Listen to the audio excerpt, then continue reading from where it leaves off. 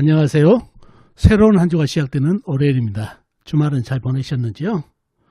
항상 월요일이 되면은 여러분과 같이 사주 알아맞히 동영상으로 대면하게 됩니다. 140번째고요. 자, 오늘 또 전주에 내드린 문제 풀어드리고 이번 주 새로운 문제 내드리는 이런 순서로 진행해 보겠습니다. 먼저 전주 문제부터 풀어드리겠습니다. 자, 이 사주가 이 전주에 여러분한테 내드렸던 문제가 되겠죠. 이민년, 신의 월, 임자일, 갑진시에 태어나신 여자분이십니다. 자, 문제가 뭐였죠? 문제는 총 4가지였죠. 첫 번째, 이 사주 학문성은 어떠나요? 이 사주의 학문성을 묻는 문제가 첫 번째 문제가 되겠고, 두 번째, 이 사주 합격운 그리고 직업운은 어떠나요가 두 번째 문제가 되겠습니다. 세 번째는 이 사주 이성 배우자덕이 어떤가요? 이성 배우자덕이 어떤지를 묻는 문제가 되겠습니다. 마지막 네 번째는 이 사주 이민년과 갑진년 중 부동산 매매운이 좋은 해는 어떤 해인지, 부동산 매매를 해야 되는데 어떤 해가 좋은지를 묻는 문제가 되겠습니다. 이렇게 4가지가 이 전주의 문제가 되겠습니다. 자, 그러면 문제를 풀기 위해서 사주 형국부터 파악해봐야 알겠죠? 사주 형국을 파악하기 위해서 오행의 분포부터 알아보겠습니다. 먼저 일간이 4편부터요. 일간의 4편의 오행이 세력이 강하면 사주가 강해지고, 반대로 상대편 일간의 힘을 빼는 오행이 세력이 강하면 사주가 약해진다는 얘기죠. 자, 일간이 임수 큰 물로 태어났네요.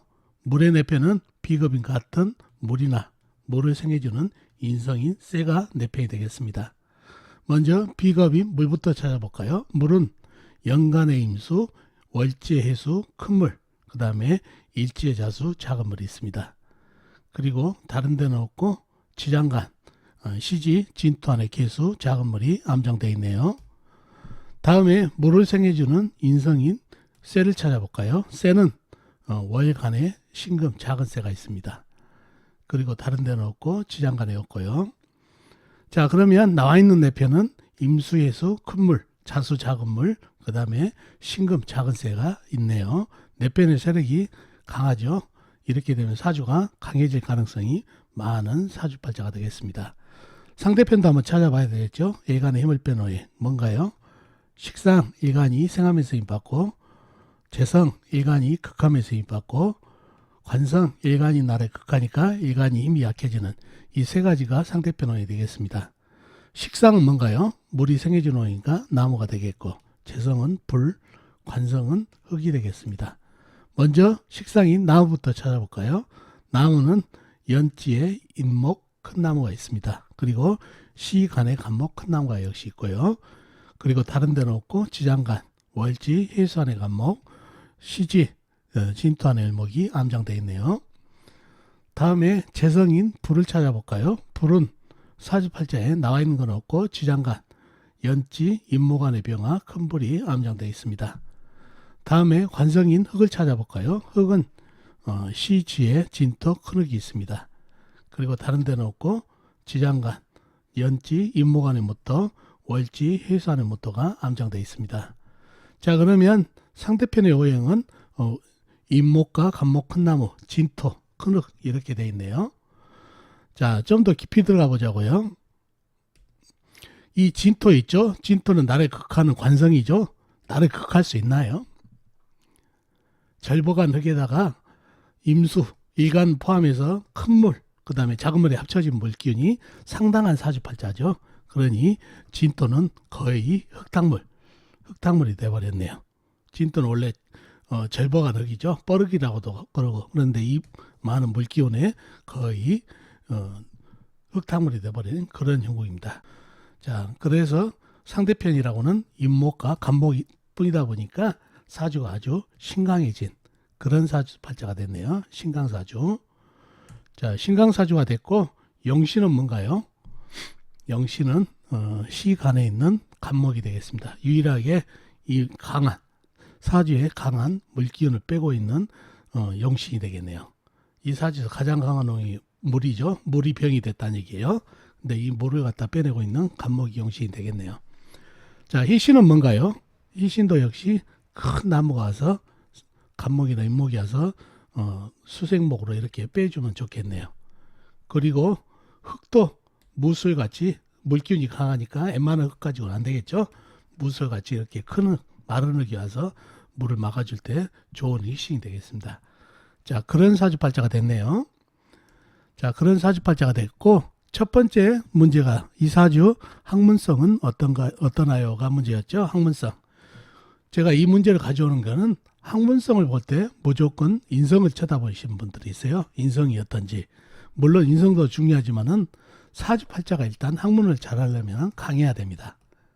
강사주가 돼야지 경쟁에서 매지지 않고 남한테 지기 싫어하고 이러한 성향 때문에 학문을 잘하게 돼 있다는 얘기죠. 경쟁에서 강해야 남하고 경쟁에서 밀리지 않고 그렇다는 얘기죠. 그래서 사주가 일단 강해야 학문성이 유리하다는 얘기예요. 그래서 이 사주는 신강한 사주죠.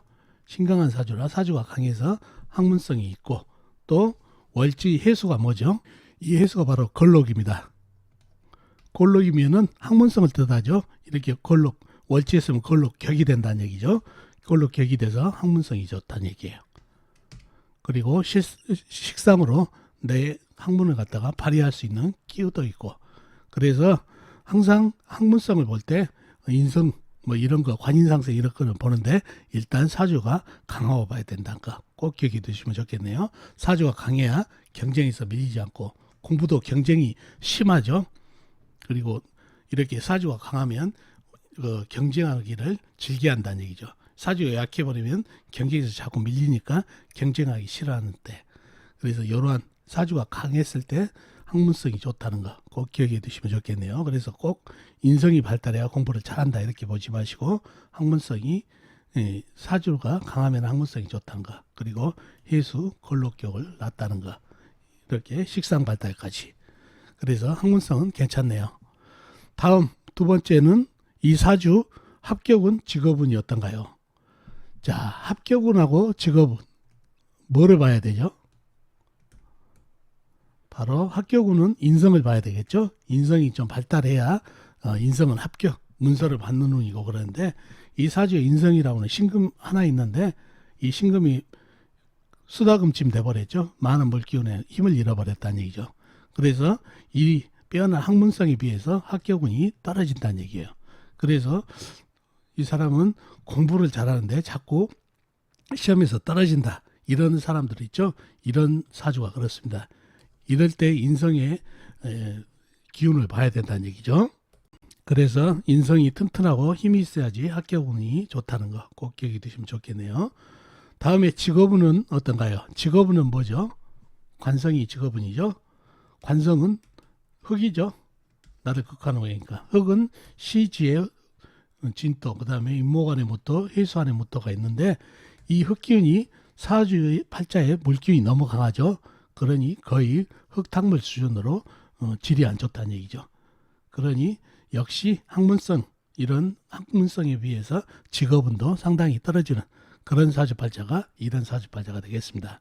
그래서 아쉬운 것이 공부, 학문성은 뛰어나지만 합격운도 떨어지고 직업운도 떨어지는 그런 사주팔자가 됐네요.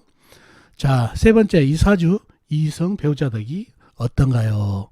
이성 배우자덕이 어떤가요? 여자분한테는 관성이 이성 배우자죠. 아까 얘기했죠. 관성, 임목안의 무토, 해수안의 무토, 진토 이렇게 있지만은 전부 강한 물에 쓸려 내려가다 보니까 이성 배우자덕이 상당히 떨어지는 그런 사주팔자가 됩니다. 그리고 마지막 문제, 이 사주 이민년하고 갑진년 어떤 때 부동산 매매를 하면 좋을까? 가지고 있는 부동산 있는데 매매를 했는데 어느 때에 매매를 하면 좋겠습니다 하고 질문이 왔다는 얘기죠. 자, 이 사주에 희신이 뭐죠? 희신운 때 팔아야 되죠. 희신이 나무였죠. 그리고 아니면은 큰 나무 또는 그 큰 흙이 마른 흙이 올 때가 좋다고 그랬죠. 자, 이민년은 어떤가요? 나무가 들어오기는 들어왔는데 임수를 달고 들어오죠. 사주의 병이 물기운이 운에서 들어온다는 얘기예요. 임목으로 빼주는 건 좋지만은 물이 가세가 돼버리니까 좋지 않은 운기가 되겠죠. 그래서 물이 병인데 물하고 같이 들어온 나무라 좋지가 않습니다. 자, 갑진년은 갑목이 순수하게 물을 설기를 시켜주죠. 빼주니까 이 사주에서는 희신운을 제대로 받아서 부동산 매매운이 이때 갑목운 때 갑진년에 이민년보다 더 좋다는 얘기예요. 그래서 갑진년에 매매하면은 좋은 사주팔자가 되겠습니다. 자, 이렇게 4가지 문제를 풀어봤습니다. 자, 이렇게 전주에 내드린 문제 풀어드렸고, 이번 주 새로운 문제 내드리도록 하겠습니다. 이 사주팔자인데요. 기해년, 을해월, 병자일, 정유시에 태어나신 여자분이십니다. 다시 한번요. 기해년, 을해월, 병자일, 정유시에 태어나신 분 사주입니다. 여자분이시고, 자, 문제는 역시 4가지가 문제가 되겠습니다. 이번 주도. 자, 1번, 이 사주의 가장 강한 오행은 어떤 오행일까요? 사주의 가장 강한 오행을 찾는 문제가 되겠습니다. 두 번째, 이 사주 갑오년 운기는 어떤가요? 갑오년 운기가 좋은지 어떤지를 묻는 문제가 되겠습니다. 세 번째, 이 사주 무술년 2018년이죠. 무술년 운기는 어떤가요? 무술년 운기가 좋은지 어떤지를 묻는 문제가 되겠네요. 마지막 4번째, 이 사주분 자식덕이 어떤가요? 자식덕을 묻는 문제가 되겠습니다. 이렇게 해서 4가지가 이번 주에 여러분한테 내드리는 문제가 되겠습니다. 자, 이렇게 전주에 내드린 문제도 풀어드렸고, 이번 주 새로운 문제도 내드렸습니다. 자, 이번 주 문제도 여러분의 힘으로 아는 만큼 풀다 보면 사주 공부에 많은 도움이 되겠습니다. 그리고 댓글로도 답을 남겨놓으시면 나중에 세월이 지나서 자기 생각이 어떻게 변했다는 것을 알 수가 있습니다. 그러니 댓글로 남겨놓은 것도 하나의 방법입니다. 자, 어떻습니까? 오늘 사주풀이 도움 되셨나요? 도움 되셨으면 좋겠습니다. 그럼 다음 시간에 뵙겠습니다. 안녕히 계세요.